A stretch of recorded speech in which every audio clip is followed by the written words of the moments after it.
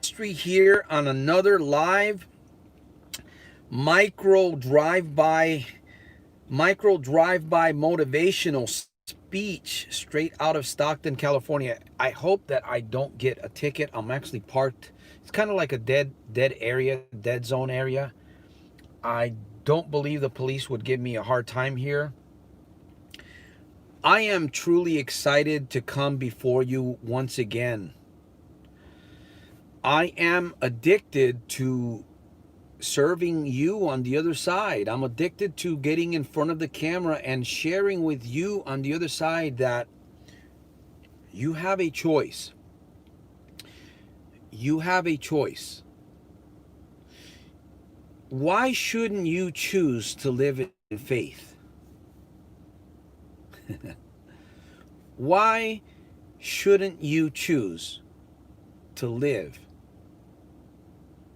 in faith?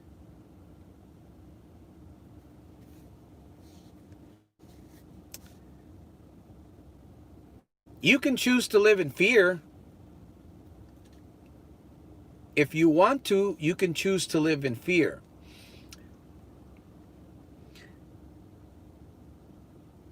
It's something that most people today have chosen to live in fear. Most people today are living in some kind of fear. Fear is holding you back. Fear is not your ally.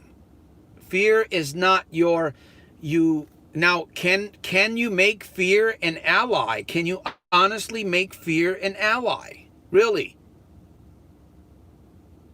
Or should you just let fear dominate your experiences in life, the way you think, and how you feel about yourself, right? I mean, there was a time in my life where I lived in fear. Fear was very strange to me, but I experienced fear. I really didn't know what it was. I did not know what it was, but I experienced it. So I lived in fear. It wasn't a very good experience. It wasn't very good. Most people today don't really understand that you have a choice. Fear is not really what you think it. In other words, you can take fear, you can actually make fear a friend. You can work through fear. Fear, in fact, I'm reminded of something. The Bible says that fear has torment. It torments you. That if you live in torment, if you live in fear, your love is not made perfect.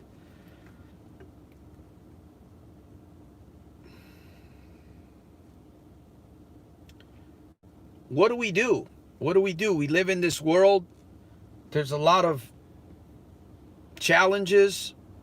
There's more than COVID-19. There's viruses. It's not just one virus. There's many viruses in this world. There's a lot of bad things in the air. There's a lot of bad stuff in the food that we eat, even in the water that we drink. We live in this war, in this world, and it's like we're living in a war zone. I truly believe this. I really do. Now, again, we're talking about fear.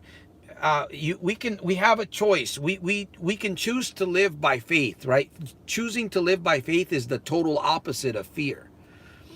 Now, if it depending on what type of glasses you're wearing, because how you look at life, when you look out in front of you and when you look around you and when you think about your own life, you're looking through a set of glasses.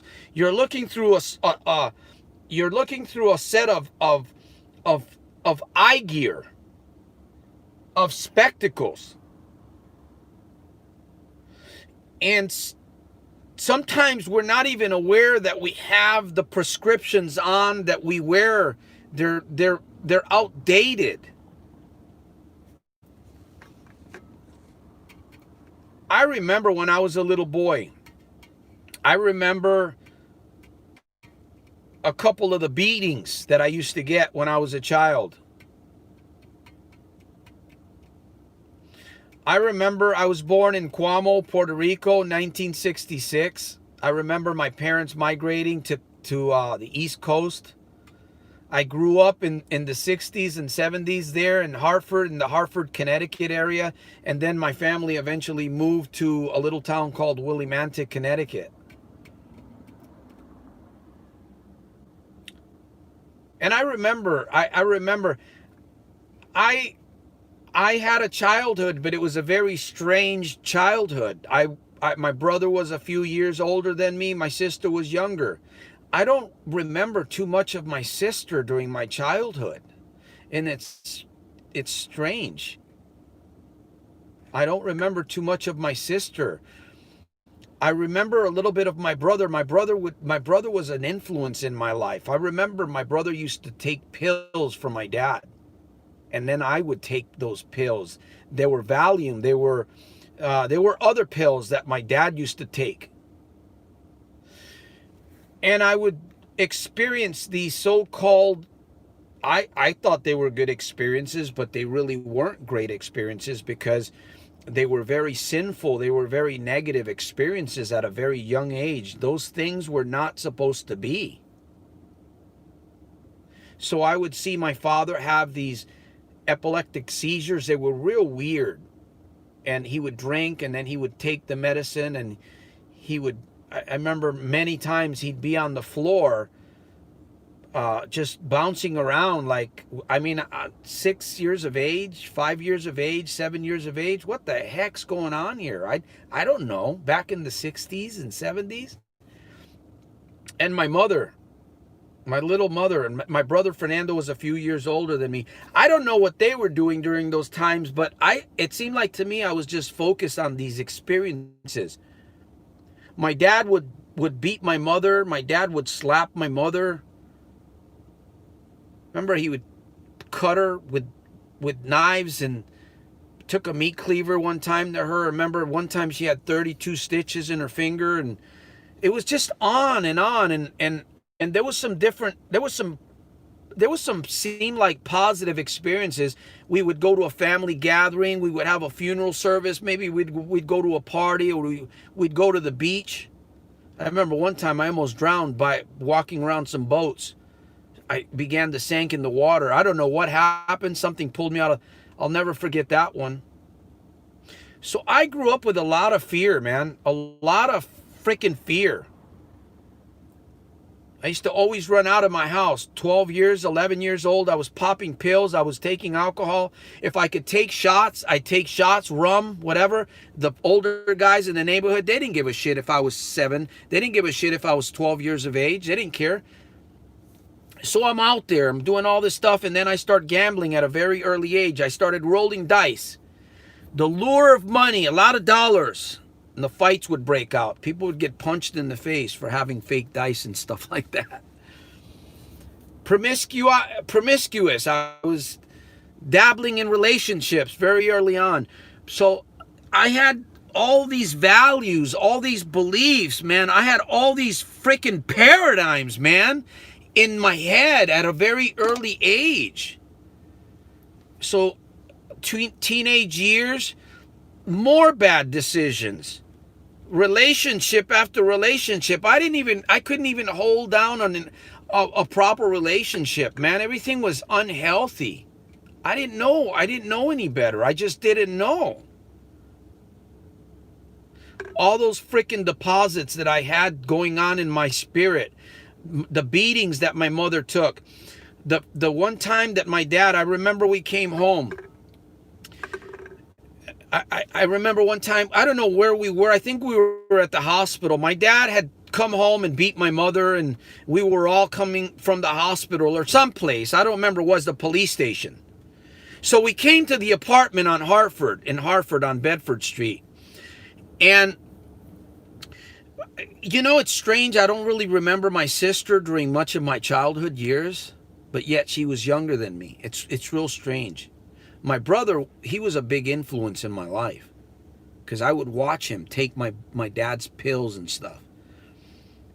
And of course my dad was suicidal. I remember many times we would get in the car with my dad, and my dad would begin yelling at my mother for no reason at all. He would just get angry, and you know what? I'm gonna kill us all, you know. And I remember these things. I'm gonna kill us all. I'm gonna drive off this cliff. And we used to drive around in this. My dad came from a little bit of money side, you know.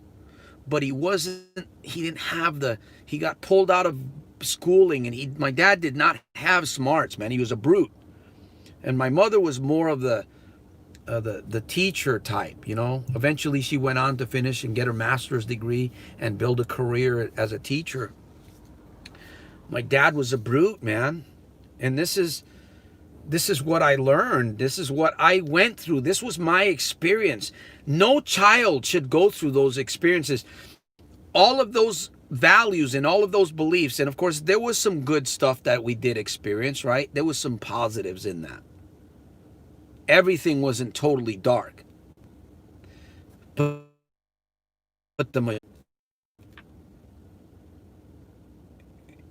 you know, my job is to be an example for you. My job is to help you. Never had anything like this happen today on this iPhone. Maybe it's time for me to get a better program. Maybe it's time for me to get a better phone. Because, so, I don't know if this thing's going to work out. I might end up ending this live.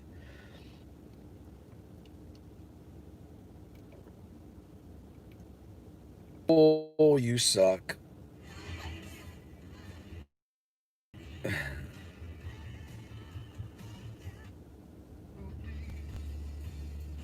Let me see. Now it's back live again. Boy,